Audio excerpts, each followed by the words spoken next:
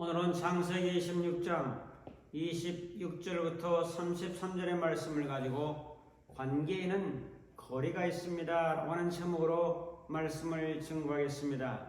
성경 봉독합니다. 창세기 16장 26절. 아비멜렉이 그 친구 아우삿과 군대장관 비골과 더불어 그랄에서부터 이삭에게로 온지라. 27절.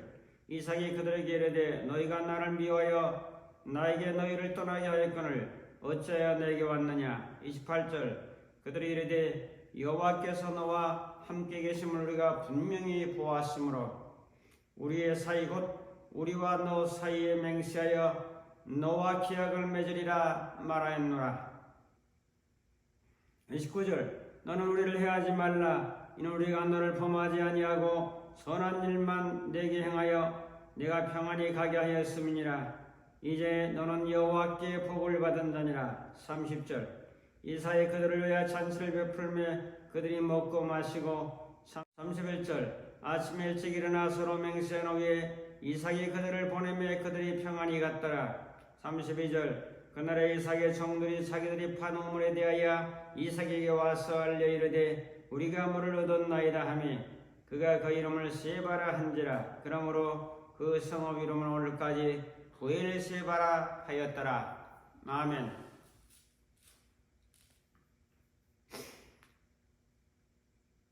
유명한 남진 장로님이 이제 60년대 히트곡을 발표했는데 그것이 우리가 잘 아는 대로 가슴 아프게입니다. 그 가사를 보면은 당신과 나 사이에 저 바다가 없었다면 쓰라린 이별만은 없었을 것을. 2절에 가면 당신과 나 사이에 연락선이 없었다면 날 두고 떠나지는 않았을 것을 라고 하면서 남녀간의 이별에 대한 애틋함을 노래하고 있습니다. 당신과 나 사이에 누가 있습니까? 저 바다가 있습니다. 당신과 나 사이에 누가 있습니까? 연락선이 있습니다. 그래서 바다가 있기 때문에 내가 당신에게로 못 가고 연락선이 없기 때문에 바로 내가 당신에게로 달려갈 수 없음을 노래하고 있습니다. 이 노래에서 당신과 나 사이에 바다라든지 연락선이 있는 것처럼 바로 사람과 사람 사이 그 관계에서는 반드시 어느 정도의 거리가 있어야 되는 것을 깨달아 볼 수가 있습니다. 오늘 말씀은 이삭이 살고 있는 지역에 흉년이 들었어요. 그래서 블레셋이라고 하는 지역에 이주를 해서 거기서 살게 되었습니다. 이삭은 하나님이 함께하는 사람이었습니다. 그렇기 때문에 하나님께서 가는 곳마다 복을 주시고 은혜를 허락해 주셨는데 그의 농사에 100배를 거뒀다라고 말씀하고 있습니다. 자, 100배를 거뒀다고는 최고의 소출을 의미하는 거죠. 30배, 60배, 100배를 예수님이 말씀하시는데 100배는 최고의 어떤 풍작과 수확을 거둔 것을 말씀하고 있습니다. 창세기 16장 12절부터 16절에 보면 하나님이 이삭과 함께 하심으로 창대하고 왕성하여 거부가 되었다라고 말씀하고 있습니다. 양과 소가 심이 많고 또한 종들도 많았다고 성경은 기록하고 있습니다. 아니 흉년 들어가지고 배고파 왔던 그런 이 집안 사람들이 자기들보다도 번성하게 되고 강성하게 되기 때문에 이때 따라오는 현상은 시기와 질투입니다. 여러분이 잘되고 복받고 은혜받고 하면은 꼭 시기하는 질투와 대상들이 생겨지는 것을 바라보게 됩니다. 그러면서 아브라함 때부터 판 우물을 막아버리고 우리보다 내가 강성한 즉 우리를 떠나가라고 쫓아보내게 됩니다. 이삭은 그곳을 떠날 수밖에 없었죠. 눈물을 머금고 그곳을 떠나면서 그랄 골짜기라고 하는 곳에 장막을 치고 거기에 거주하게 되었습니다. 이삭의 종들이 이 지역에 다시 우물을 팠습니다. 정말 중요한 것은 먹을 우물이죠. 바로 샘근원입니다. 그런데 그곳에 이삭은 우물을 많이 판 사람인데 샘근원을 얻었습니다. 샘근을 얻은 것은 대단한 복과 은총을 받은 거죠. 왜 그런가 하면은 이삭이 우물을 많이 받지만은 물이 안 난다고 하면은 바로 굉장히 곤란한 일이고 생명과 직결된 일이기 때문입니다. 우물을 판다고 다 물이 나오는 건 아니죠. 땅 속에는 수맥이라고 하는 물의 흐름이 있고 또 좋은 곳을 만나면은 물이 계속 솟아나는 샘근원을 만날 수가 있습니다. 엄청난 보물을 얻은 거죠. 샘근원을 얻었다고 하는 것은 엄청난 은혜와 사랑을 받은 거죠. 자, 이러한 은혜를 이삭은 받았던 것을 보게 됩니다. 한강의 발원지는 태백의 검령소입니다. 또한 낙동강의 발원지는 태백 지역의 황지라고 하는 곳의 연못입니다. 검령소나 황지는 하루에도 수천 톤씩 물이 솟아나고 있습니다. 자, 이런 것을 보면서 저는 얼마나 그 물근원이 감사하고 고마웠는지 모릅니다.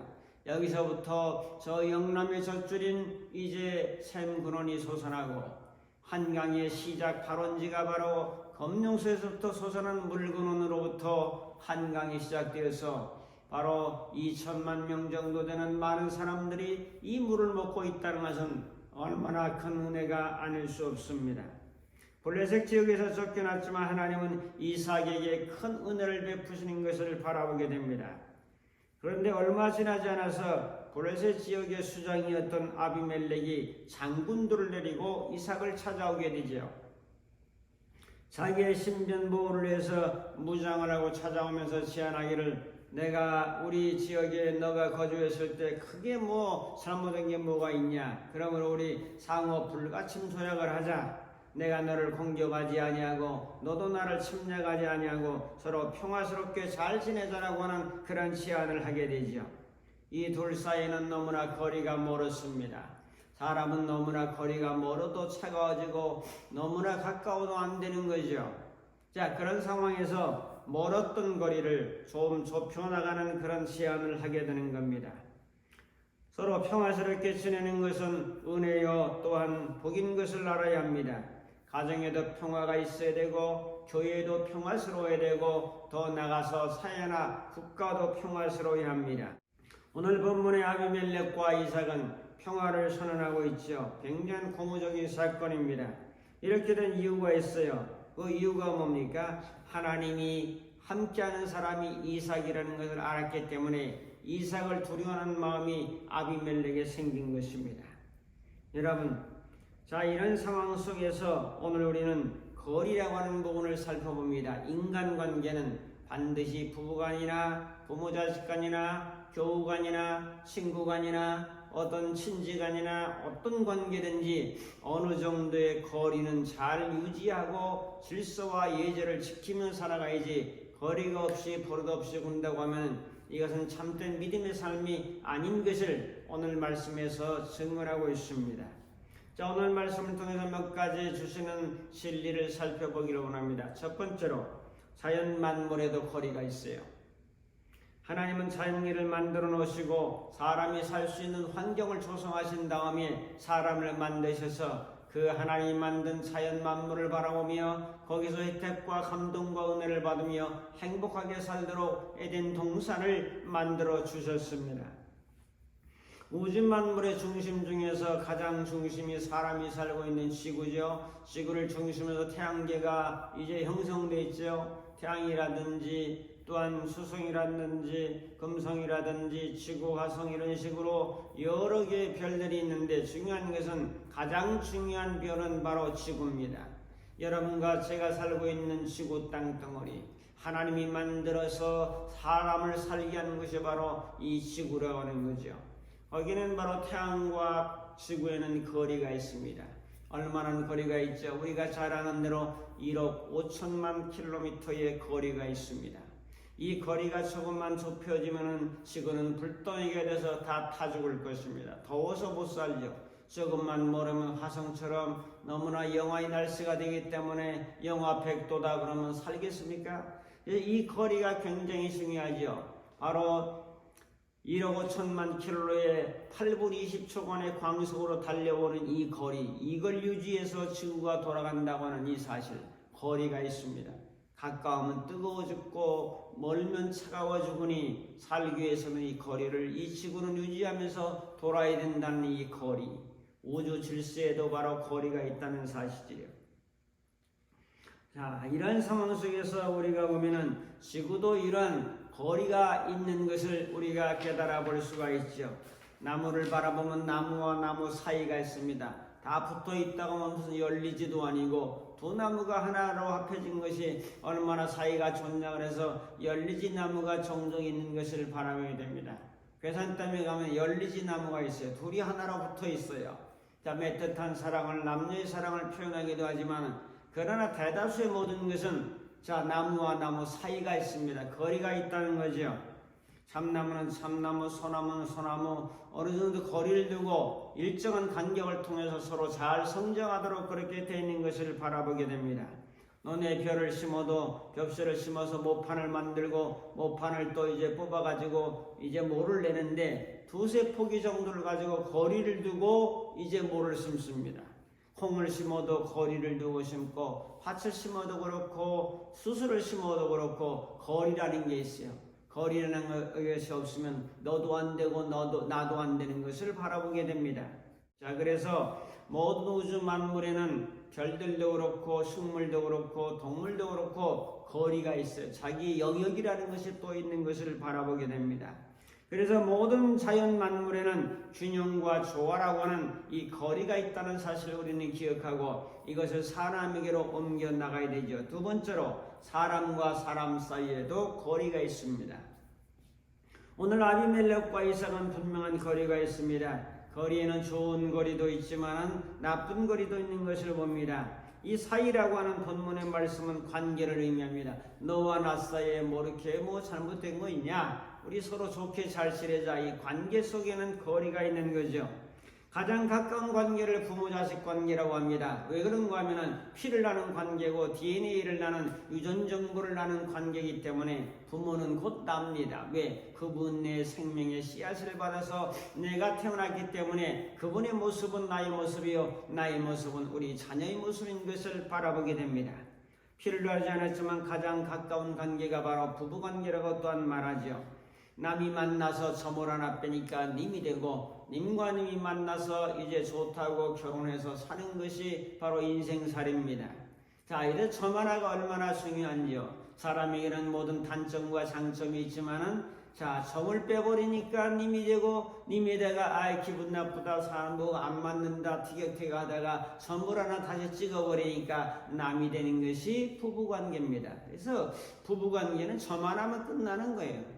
점을 떼어버리면 님이 되고 님에다 점을 붙이면 남이 되니까 부부관계는 굉장히 위험한 관계입니다.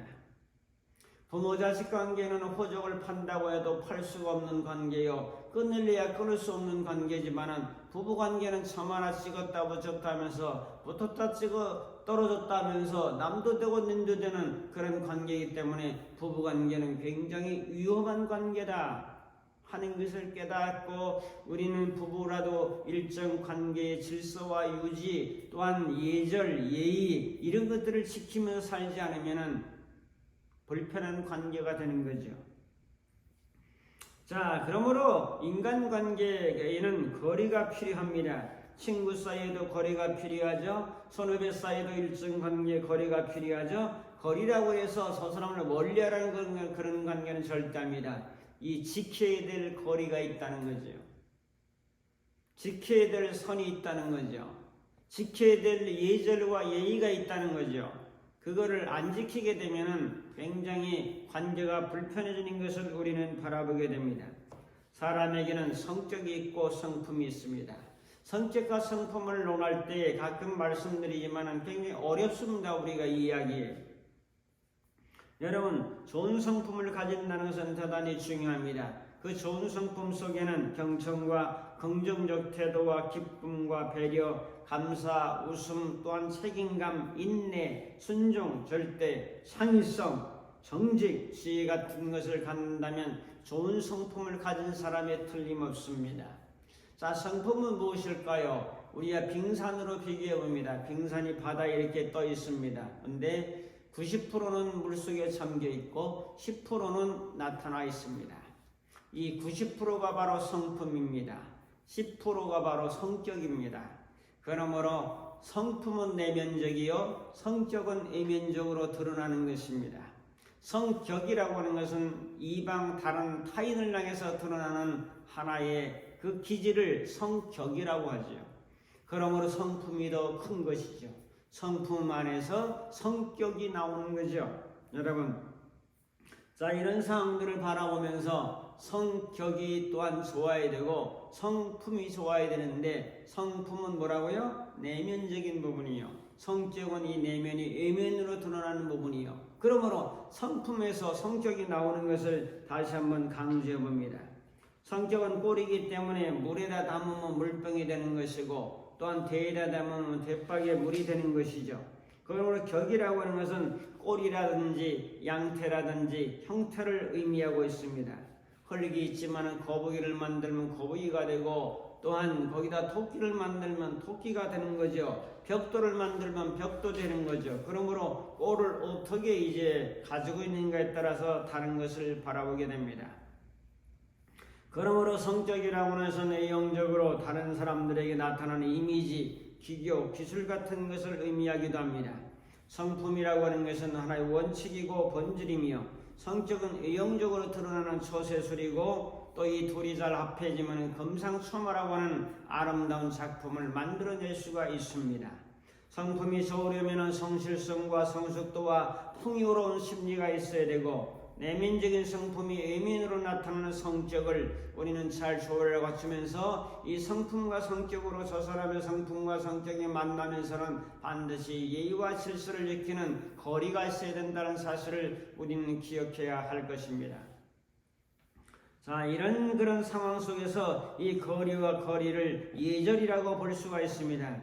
거리는 예의를 지키지 않으면 인간관계는 반드시 무리함이 드러나기 때문에, 버릇없는 그런 현상이 드러나기 때문에 문제가 됩니다.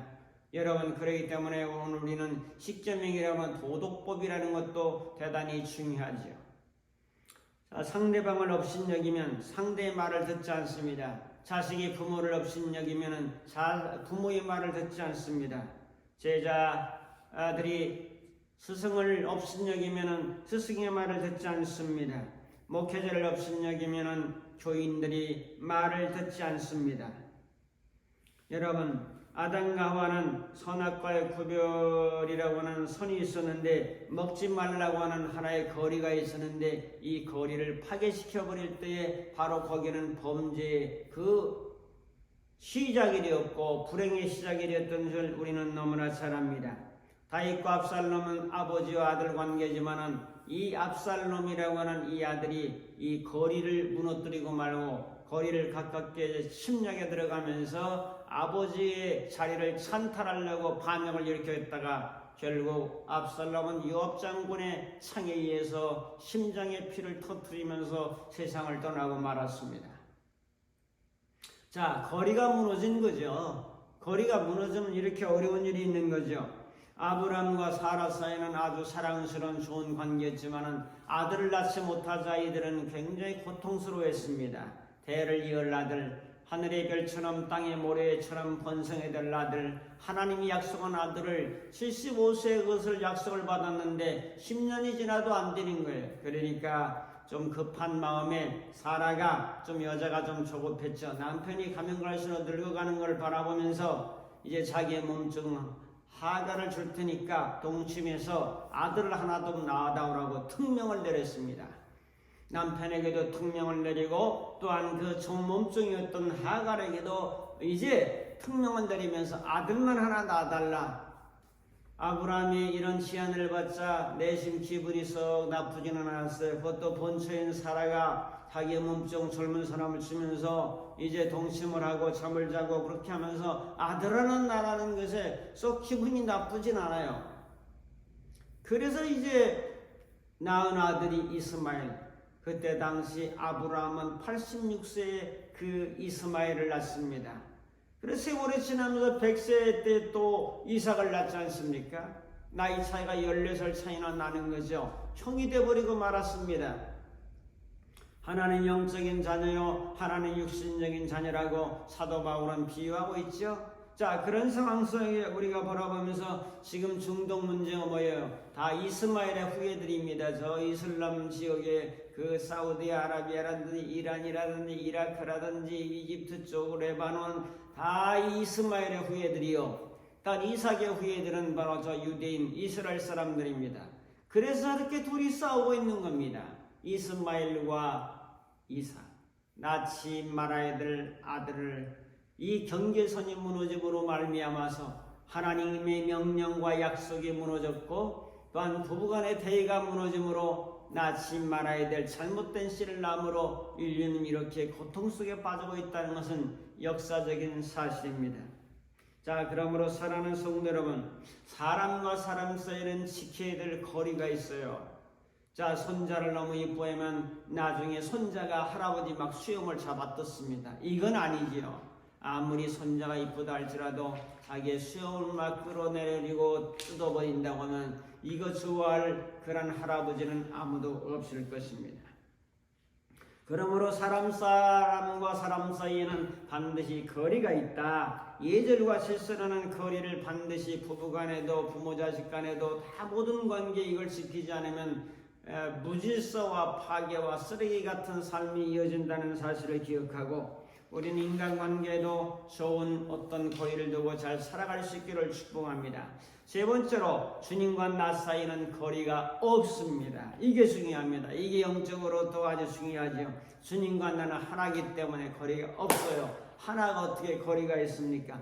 요한복음 15장에 나는 포도나무요 너희는 가지라고 말씀하지 않았습니까? 그러므로 포도나무와 가지는 붙어있는 연합관계지 분리관계가 아니라고요. 거리관계가 아니라고요. 갈라디아 2장 20절에 내가 그리스도와 함께 십자가에 못 박혔나니 그런즉 이제는 내가 사는 것이 아니요 오직 내 안에 그리스도께서 사시는 것이라. 내가 이제 육체 가운데 사는 것은 나를 사랑하사 자기 몸을 버리신 하나님의 아들을 믿는 믿음 안에서 사는 것이라고 고백하고 있습니다. 나는 십자가에 죽었다. 세례는 뭡니까? 예수님과 함께 죽고 다이에서 물속에서 나옴으로 예수님과 함께 살아났다는 부활을 의미하고 있습니다.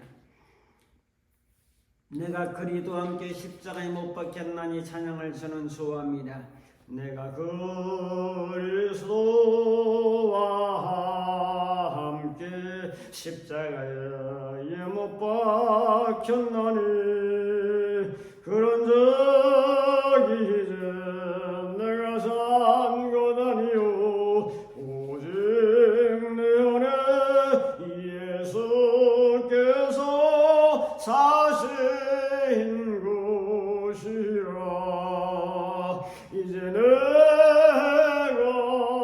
육체 가운데 사는 것은 나를 사랑하사 자기 몸 버리시 예수 위에 산 것이라. 주님과 나는 둘이 아닙니다. 하나입니다. 신앙이라고 하는 것은 예수 그리스도가 나를 통해서 드러나는 삶이 참된 신앙입니다. 내가 나를 주관하는 것이 아니라 주님이 나를 주장하고 주님이 나에게 임재하고 주님이 내게 말씀하시고 주님이 나를 사용하시고 주님이 나를 도구로 사용해서 하나님의 영광을 드러내는 삶이 바로 참된 신앙은 그것은 바로 거리가 아니라 연합관계요 하나관계에서 가능합니다. 성도 여러분, 이런 은혜로 우리 모두가 살기를 축복합니다. 주님과 나 사이에는 거리가 없습니다. 제로입니다. 제로. 거리가 없을수록 절친한 거죠. 성도 여러분, 사람과 사람은 아무리 수가 있는다고 해도 24시간 붙어 있으면 짜증납니다. 여러분. 그러므로 어느 정도의 거리는 필요한데 영적 관계는 거리가 없을수록 좋다는 사실을 기억하며 참된 신앙의 성숙은 거리를 좁히는 거예요. 계속 좁혀서 이 하나의 단계로 갈수록 신앙의 성숙도와 영성의 최고봉에 도달할 수가 있게 됩니다. 결단합니다. 모든 관계는 거리가 있어야 됩니다. 기차도 달리는데 평행선이라고 하는 레일의 거리가 좁혀지지 않는 게 있죠. 그게 또 오히려 어떤 면에서는 거리를 지켜야 되는 거죠. 만물에도 식물에도 동물에도 사람에도 거리가 있습니다. 그러나 주님과 우리는 거리가 없다는 사실을 기억하며 오늘 우리는 정말 인간 관계에서는 좋은 거리를 두고 살고 주님과의 거리에서는 거리를 없애며 이 장벽을 없애며 너와 내가 주님과 내가 하나라는 마음으로 그렇게 사셔서 진정 여러분 거리의 주인공이 되시고 간격의 주인공이 되시고 또한 거리를 없앰으로 평화의 능력의 권능의 주인공으로 살 수 있는 승리 여러분의 삶이 되기를 주님의 이름으로 축복합니다. 기도하겠습니다. 고마우신 아버지 하나님 감사합니다. 좋은 거리를 유지하게 하시고 거리를 주님과는 철폐하고 하나됨의 삶을 살아갈 수 있는 우리 모두가 되도록 주님께서 인도하옵소서. 예수님의 이름으로 기도하옵나이다. 아멘.